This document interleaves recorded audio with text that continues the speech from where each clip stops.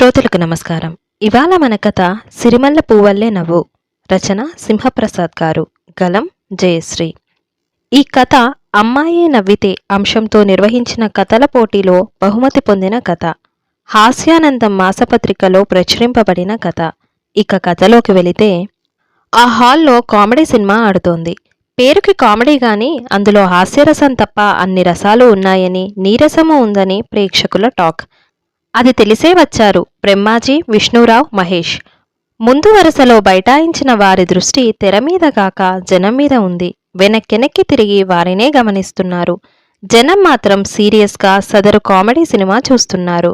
కాసేపటికే కొందరు అసహనంగా అటూ ఇటూ కదలసాగారు. కొందరు నుదురు కొట్టుకుంటున్నారు.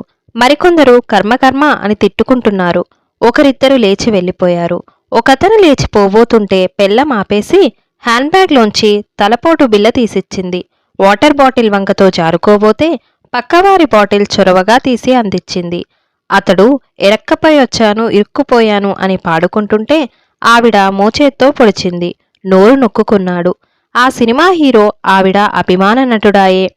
నవ్వకపోయినా మెచ్చుకోకపోయినా డొక్కా వీపు రెండూ కొత్త ప్లేట్తో పొడుగ్గా చీరి కారం పూస్తుంది.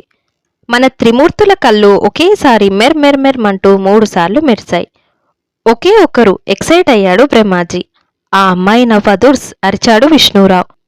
వావ్, మగవాడైన వాడెవడు చూసినా కిందపడి దొర్లాల్సిందే వంత పాడాడు మహేష్.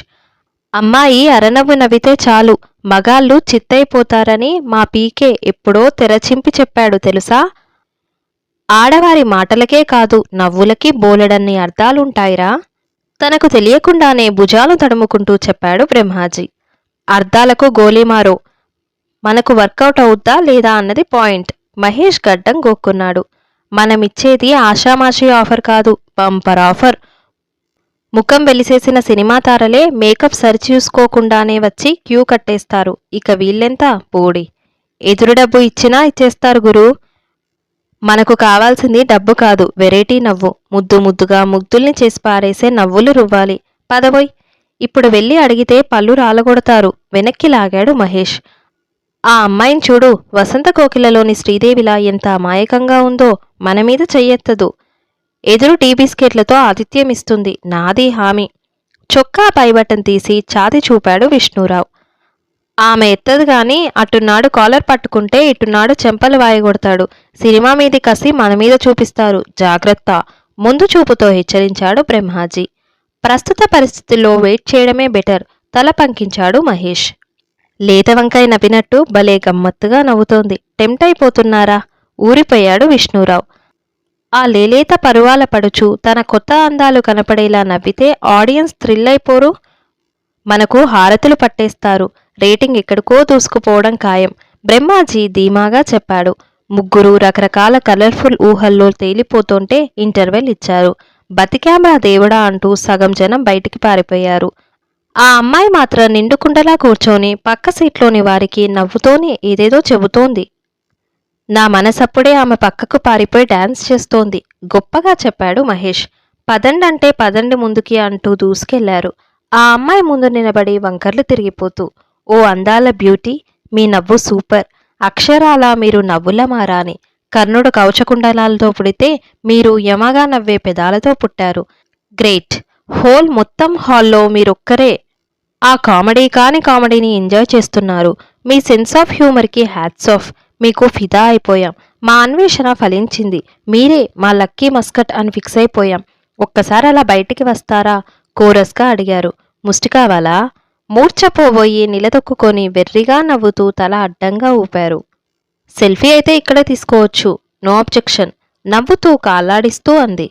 ఆహాహా, అందుకు కాదు. మీ నవ్వులు టోకుగా కావాలి. కొంచెం డీటెయిల్గా మాట్లాడుకుందాం రండి. ఓహో, టూత్పేస్ట్ యాడ్ వాళ్ళ? ఆ ముక్క ముందే చెప్పేడవచ్చుగా. లేచి బయటకి నడిచింది. చంకలు గుద్దుకుంటూ అనుసరించారు. లాంజ్లోని ఓ కుర్చీలో కర్చీఫ్తో తుడిచి, కూర్చోండి మేడం, మీరొక్కసారి సిరిమల్లె పువ్వల్లే నవ్వుతారా ప్లీజ్ అడిగాడు మహేష్. జ్యోతి సినిమాలోని జయసుధలా పడి పడి నవ్వింది. వారి ముఖాలు 70 mm తెరలయ్యాయి. యు ఆర్ సెలెక్టెడ్ అరిచాడు బ్రహ్మాజీ. దేనికో చెప్పాడవకుండా ఈ కాకరపులేంటి? నవ్వుతూనే విసుక్కుంది. సారీ, పాత్రల్ని ఇంట్రడ్యూస్ చేయకుండా క్లైమాక్స్లోకి దూకేశాం. మేము TV comedy show producer, director and రచయితలం. ఆ షోకి మీలాంటి నవ్వుల అమ్మాయి కావాలి. అందుకే మిమ్మల్ని ఎన్నుకున్నాం. నాకు యాక్షన్ రాదే. అబ్బే, నటించాల్సిన అవసరమే లేదు. మా స్కిట్లోని వాళ్ళు జోక్ వేసినా వేయకపోయినా, డైలాగ్ చెప్పినా చెప్పకపోయినా, కదిల్లా కదలకపోయినా ఊరికే పడి పడి నవ్వాలంతే.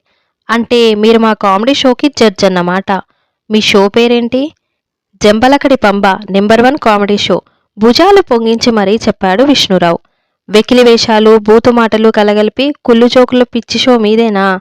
ఆ నరకహింసని గంటల తరబడి చూస్తూ భరిస్తూ నవ్వాలా? అదోలా చూస్తూ ఇంకేదోలా నవ్వింది. ఎస్, అంతే, వెరీ సింపుల్. చూసారా మా షో పేరు చెప్పగానే మీరెలా నవ్వారో? That is the greatness of our unique show. Collar ఎగరేశాడు బ్రహ్మాజీ. ఆమె చటుక్కున లేచి కొంగుపొట్లో దోపుకొని ఓ మూలన పెట్టి ఉన్న చీపిరిని అందుకుంది. మొహమొహాలు చూసుకున్నారు. మీకు అక్కలు, చెల్లెళ్ళు, అమ్మలు, కూతుర్లు లేరా చవటల్లారా?